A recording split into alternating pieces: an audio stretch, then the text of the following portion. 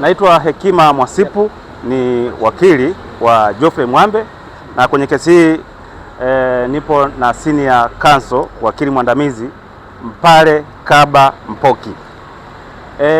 Mtakumbuka huko nyuma kwamba Geoffrey Mwambe alishawahi kukamatwa tarehe 7 mwezi wa 12 mwaka 2025, akakaa siku 7 kituo cha polisi Kigamboni na akapewa dhamana tarehe 14 Disemba. Baada ya kupewa dhamana pale Central Police Station au kituo cha polisi cha kati, Mwambe hakuwahi kupewa sharti lolote la kuto kusafiri nje ya nchi.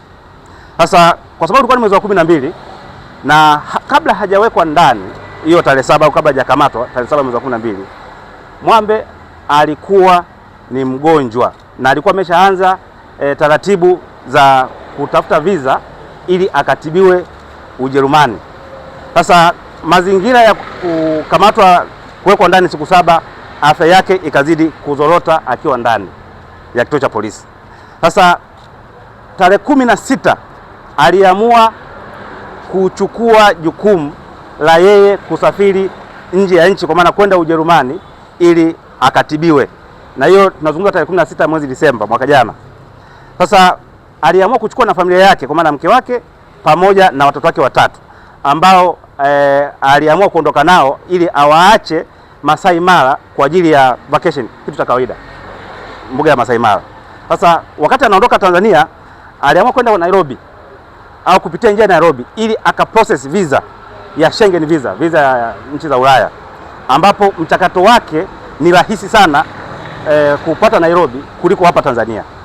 Alipofika mpaka wa Namanga, ili sasa aweze kugongewa muhuri pasipoti yake avuke kwenda Nairobi, alikutana na maafisa wa uhamiaji akiwa mpaka wa Namanga. Wakachukua ile passport, baada ya kuiprocess ili au kuipiga muhuri ili avuke upande wa pili, ikaonekana kwamba kwenye mfumo Mwambe ni mtumishi wa bunge, lakini Mwambe akamwambia yeye sio mtumishi wa bunge. Kwa hiyo wakakubaliana kwamba anatakiwa aweze kubadilisha hiyo status au hiyo hadhi, awe raia wa kawaida ndio aweze kugongewa muhuri aweze kwenda Nairobi. Lakini zoezi hilo lilichukua muda wa masaa 7, ambapo kiutaratibu ni nusu saa au lisali moja.